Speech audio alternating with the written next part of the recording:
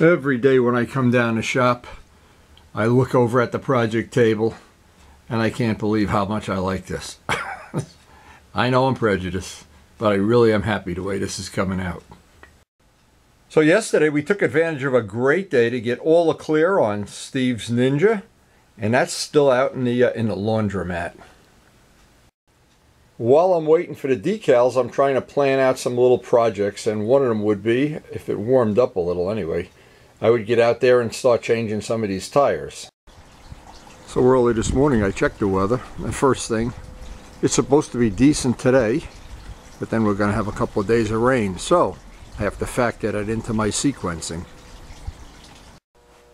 And in the old laundromat, boy, you come out in the morning and the stuff is dry. It's like glass. It really does look beautiful.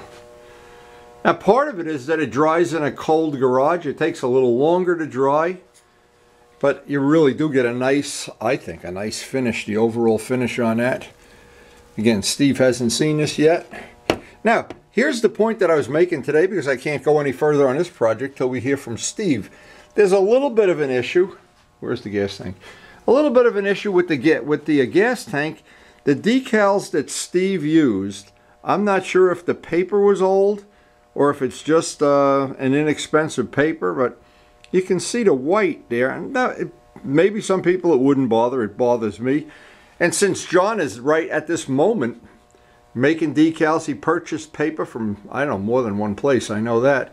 And he's trying to use up the old paper and make me some extras with the new paper. I want to try to eliminate this on mine. But for Steve, one of the things he can consider doing is getting a vinyl sticker that goes right over this, that's dark, black, or whatever, that you won't see through it. And then we can just put more clear on the tank. But boy, that came out nice. Whoa, that really did come out nice. I don't know if you can see this in real life. Really, really nice. But every day out here, when you have a small, I always say this, a small, relatively simple collection of motorcycles, there's always maintenance. And so what I'm trying to do is plan a day out while I'm waiting for decals to get here. And there is always something to polish, something to change, something to upgrade. It never ends. It never ends when you only have one or two motorcycles, and when you have whatever amount, it exponentially goes up the maintenance. But boy, I'm just looking at that and I'm just thinking to myself, Steve, you're going to be a happy guy.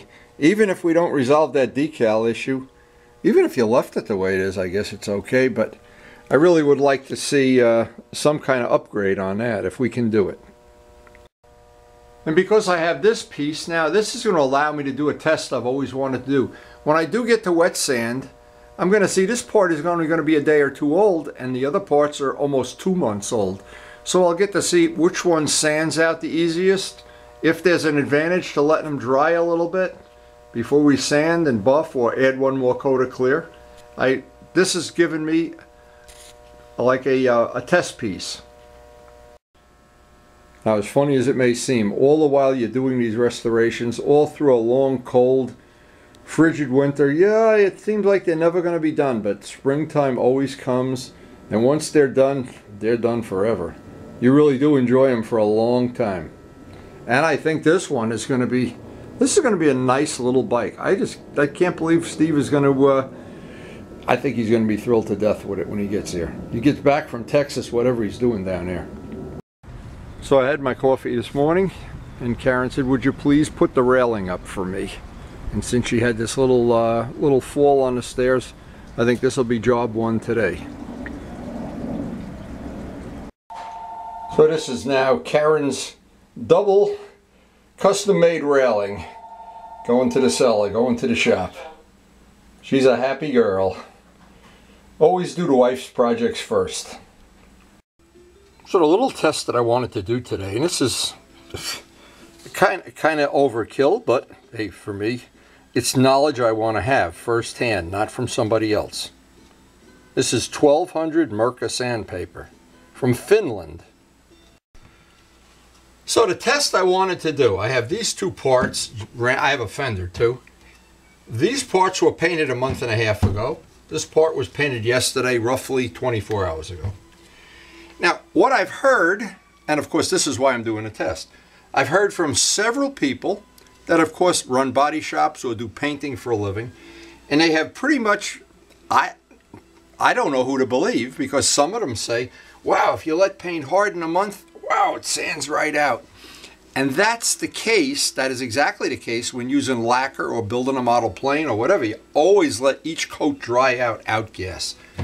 But modern paint, and several people that really do know this stuff, they run big body shops and they know what's going on, and they've painted beautiful stuff. So I tend to think there's more than one opinion here, but this is an old school thing. We used to sand the clear Brodak dope or Sig dope, as the case may be. And we would always do a test. And the test would be, I ought to do the old part first. The test would always be 1200 sandpaper. And you'd look on a sandpaper for chewing gum. Now, if you're still painting, and some people still are, with lacquer or acrylic lacquer, you know, the longer you let acrylic lacquer or lacquer sit, if you let it sit for a month on the shelf, wow, it sands and buffs out beautifully. If you try to sand it the next day, good luck, Charlie. Now here, I'm almost convinced I know the answer to this right now. So, what you were always looking for when you're sanding paint, this is final sanding. We're going to put one more coat of clear on this. The final sanding is that you don't have any chewing gum in the sandpaper. If by the time you've got it flat, and I don't want to go anymore. I'm not trying to sand all the paint off and go back down. I want it to be flat with no moon craters. And I think, well, let me see if I can get this up. It's got to be dry. But if you can see that, and again, I don't know, we don't have a good macro lens, but here's the thing you really do want to look at. So here's the sandpaper, no chewing gum, nothing. So that would tell me, and by doing tests under your own shop conditions, you're way ahead of the game for a simple reason. If somebody in California where it's 80, 85 degrees in their shop, they tell you, oh, paint dries in 15 minutes. And you're in New England, you live with Midgley, and you're living in, a cave somewhere up there where it's freezing cold and humid, your paint's going to take a lot longer to dry. So what I'm trying to do is get information that's going to work in my shop under my conditions. My conditions are always, we paint when it's cold, we leave it out in the garage a certain amount of time, usually 1 day or 2 days, or in Steve's case, I'm going to leave it even more because I have my grandson coming over this afternoon and we need Steve's table to build Legos. So I may as well just leave his stuff out in the garage. But anyway, now we have a chance to do the equivalent test. This part, same piece of sandpaper. And it doesn't matter. We can do this very quickly, but I just need to hold this on something. And again, this will be an easy test. I'm only doing it for my own benefit. The information probably would be different in your shop. Because if you're in California or Florida and the humidity and the temperature, and God forbid any of us have a spray booth or controlled conditions where you can just say, oh, Karen, turn up the heat. Well, in this house, when you turn up the heat, the house doesn't get hotter, the bill just gets bigger. So now I'm looking at this and I'm seeing, well, it's the same. Now I can feel that there's more drag. This is not really cured paint yet. So there's no point in belaboring this, because I'm trying to do this test. What I'm going to do is I'm going to try to finish. I'll do the other side. Of course, it sands out just the way it should. I'm going to wait till tomorrow and do this one, because this is the other thing I've heard from several people, that these modern car paints and 5-star, they tell you what to do. They tell you what the result is, but it's always based on that your shop is 72 degrees and minimum humidity. Well, of course, we don't have anything like that. So we're trying to use their data to come up with something that's going to work in our shop. So what I'm going to do, my own little test, I'm going to do this side tomorrow if it sands out, and it looks like it's going to sand out fine. These parts I can finish sanding. I have a feeling that this material, that the minimum is going to be that it should, because it's sitting out in the garage, it's got to sit 2 days. I can feel this is sticky when I'm sanding it. It's sanding, but it's... And the one thing I never want to do is put the last coat of clear, the third coat, this has 2 coats, on something that's not cured, because then it stays soft. It's not, it just doesn't harden up like glass. So I think I've already learned the thing that I wanted to learn, that I wanted to figure out, is that, boy, when the paint is dry a couple extra days, even a week, and I'm just going, I'll do this off camera, but I've already figured something out, that I think the general rule is going to be, as I put the clear on the FZR, is let it sit, and the longer it sits, the better. So if it sits, and I have other jobs to do, changing tires, polishing frames, I want to make those custom headlights, and what else? It just works to my advantage. And it's all information I like to share, because believe it or not, there are people that are really, basic information of painting, you paint, and you go take one part in the middle of summer, you spray it, dries up quick, but you never realize, ooh, that's not going to happen when it's cold. It's not going to happen on a rainy day, a high humidity day, the paint might fog up or whatever. So passing on this information is always the goal. Now what's funny is Miles, of course, got, I think almost everything he got for Christmas was Legos. He's coming over today. He loves to build Legos. I really don't help him. I'm in management. But we always use, was Steve's table. It's now a Lego table. Now I have a little time left here while I'm waiting for Miles to get here. So, and I never try to waste time when I know I have a half an hour or 20 minutes or whatever. And again, it's usually unpredictable. I try to get something small done. So I got the other part done. I wanted to mention something, and let's see which part it is now. See, it's such a small thing I can't remember. It's not that one. It's, let's see if we can get it up close. Right here, let me point to it. Right here, I've broken through the edge. Now, it's always going to be the edge of the part, more than likely, when we get this flat. And I think you can see it's flat. There's not one moon crater in the whole part. But if you break through an edge, and it's right here that I broke through, I'll get the brush, just touch that up ever so slightly, because that will get buried in the clear. But what that's done, that eliminates this problem. Because this problem, what would have happened is this high spot, that's what that is, this high spot would have come through when we were doing the buffing operation. And now to touch it up, it means you basically have a bigger problem than if we bury that in the next coat of clear. So that's a really good tip. I always do. And it would sound like this is a difficult thing, but it's not. Any of these reds and yellows, actually every color, I always try to keep, when I'm going to do a touch-up like this, I make sure I stir the paint, shake it, and always keep some of the paint unthinned. I don't want to thin. I always leave the last maybe 10% of the paint full strength, because when I do this, I just want to touch this up. Now let me get this. And I know there's probably people thinking, wow, he's a fanatic. Oh, yeah. Well, I am.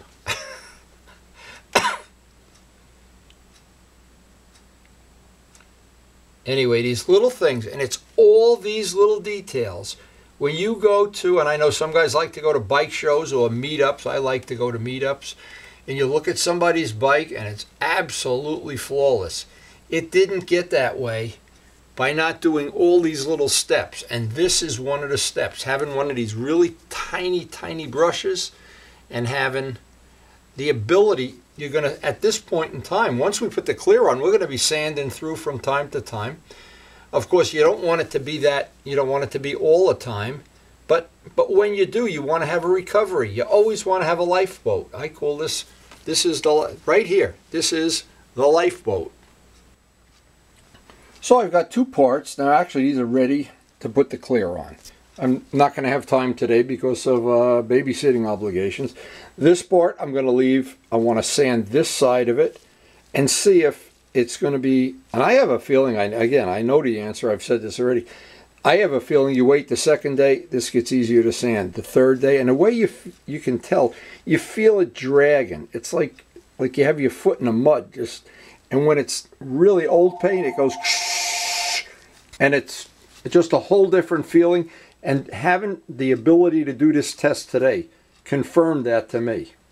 That even this paint, and that's the tip I'm leaving, if you leave it set a week or even more, the parts that I left set, even the fender, way easier to sand.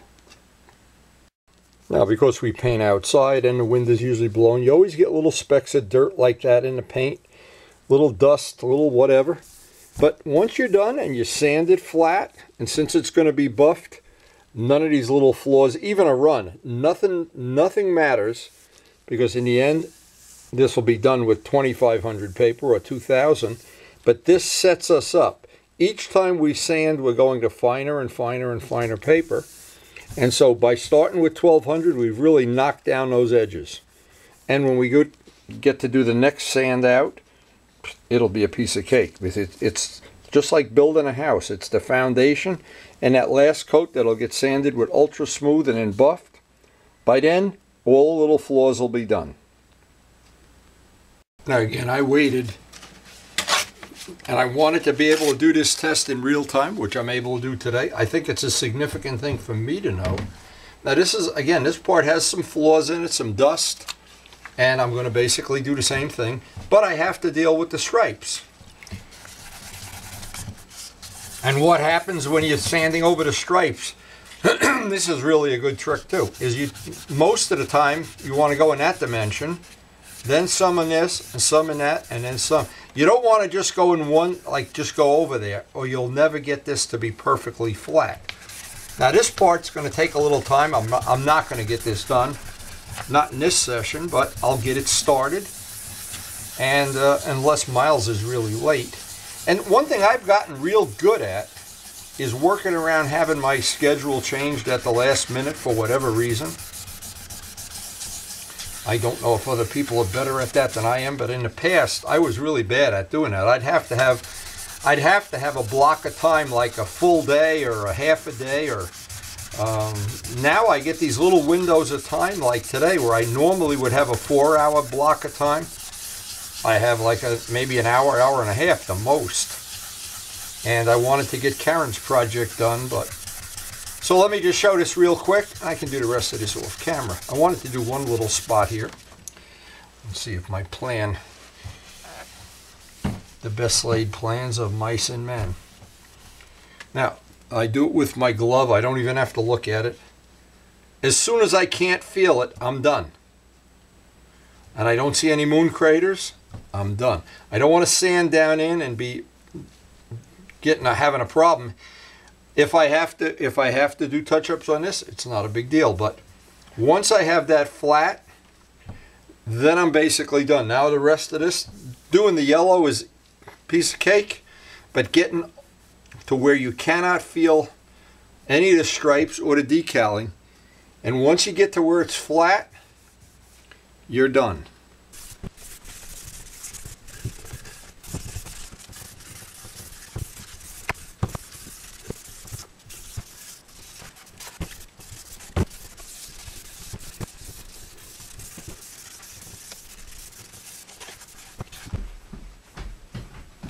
Hey, are you ready? You ready to build Legos? What? You gonna help me sand? No. How about if you sand for an hour and then we build Legos for an hour? No. No. What is it that you want to do? Build Legos. Wow! Build Lego. Build Legos. Holy mackerel! Which one you want to build first? Okay. Take your coat off. Bring your coat up to Graham. Hard to believe how much fun this is going to be. Believe it or not, he builds these things and I don't have to help him. He is totally competent at building Legos. We are going to build away for LBJ. Look at this. Wow. How many parts to this one? Doesn't matter. Wow. But I really wish I could teach him how to sand. You sure you don't want to sand? Sure. So we did pass on some good information, and hopefully these tips will help you and your projects. Anyway, we're going to build Legos for the rest of the day. Thanks for watching.